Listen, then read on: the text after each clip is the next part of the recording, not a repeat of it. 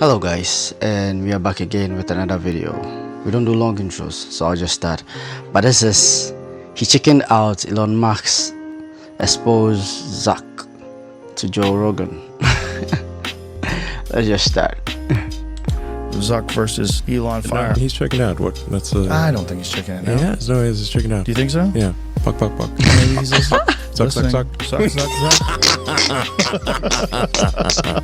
I'll go to him into fighting using taunts. It might work. Yeah. Somehow or another, you got him to agree in the first place. I was stunned. Surely he will respond to a taunt like that. Yeah, surely. How can he resist? How can he resist? Yeah, exactly. Let's go full schoolyard taunting. What if there was like real consequences on the line? What if you guys had a real bet? Okay. The moderation team from X takes over moderation of Facebook if you win. No problem. Sounds good. And if he wins, vice versa. It's a fight for civilization. Yeah, a literal fight for civilization. I'll do it. Wow. Heavy. He was posting all these fight videos, and then someone on Twitter at the time said, "Hey, you should fight Zuck." And I said, well, "I'm willing to fight if he is." And then Zuck posted, I think on Instagram or something, name the place or something to that effect. And I was like, okay, how about the Vegas Octagon? And then Italy actually was willing to let us use the Coliseum.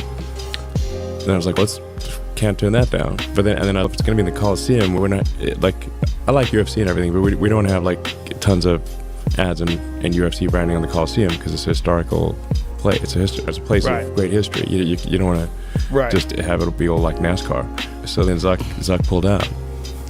He used the pull-out method. So he pulled out of it? He pulled out of it? Yeah. Oh, what was the narrative? What'd you hear, Jamie? I don't remember. I'm willing to. So he was like, "Oh no, it's got to be UFC rules." I'm like, "Okay, we could have UFC rules in the Coliseum. It's fine, but you got to respect the historical integrity of the place." The Coliseum just seems like the coolest place to do it. Yeah. That's why. Like Gladiator. Oh yeah. Come on. And if they said it's okay. Yeah. So he just wants it to be in the actual UFC in Vegas. Yeah, so then he said, "Oh, he accused me of not being serious." And I said, "Look, listen.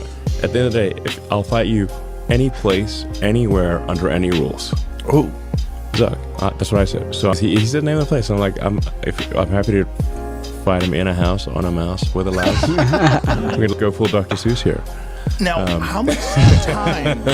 I'm way bigger than him. This is unfair. I know you. I don't think you should fight me because you're so much bigger than him. Yeah, I'm like 50% heavier than him.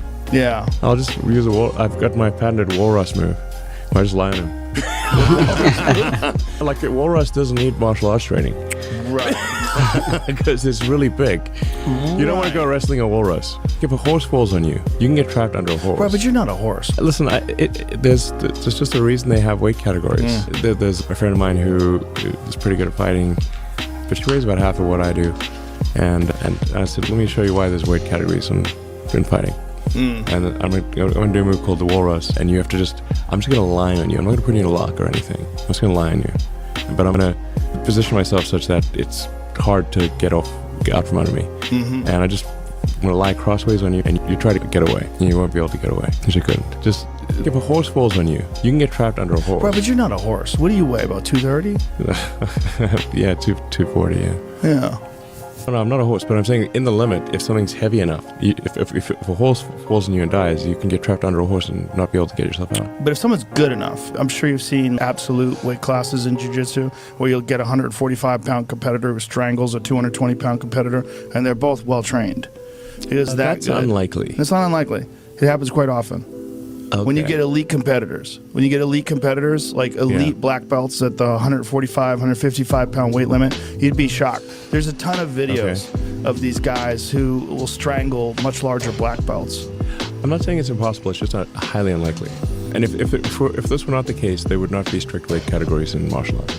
That is true. But Very strict the weight categories. reason why they allow absolutes in jiu-jitsu is because it is the thrill of watching these smaller people go against much larger people, and sometimes they win.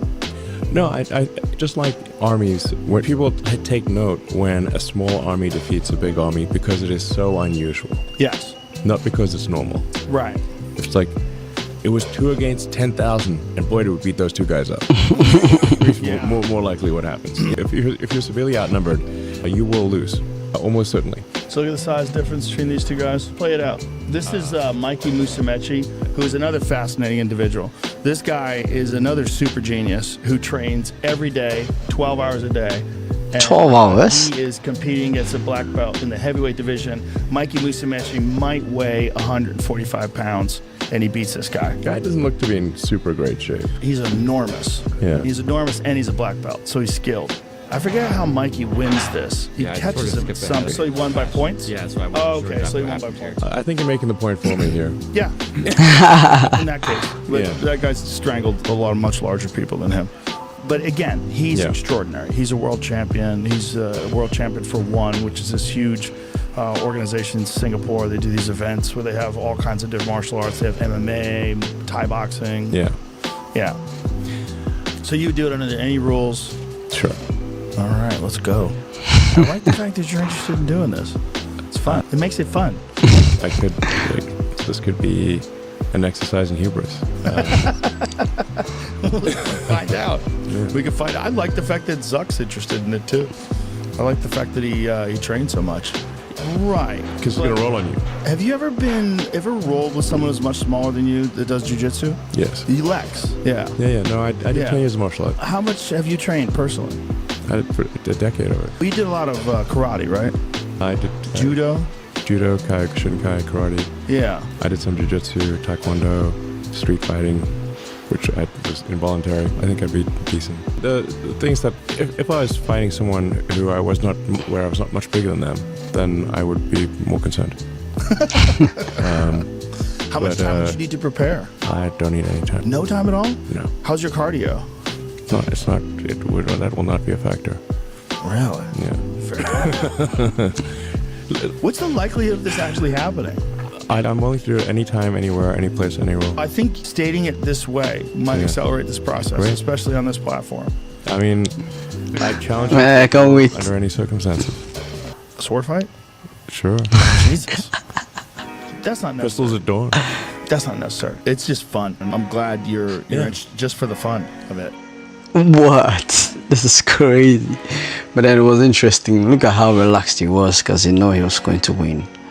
And this is how, it feels to be always prepared and not wait for the exact day for you to get prepared. So, I mean, he's confident, but I don't think he's overconfident because he has his facts right. So, I can't wait to see it, even if it will happen. Because I heard Mark chickened out, so I don't think it's coming on.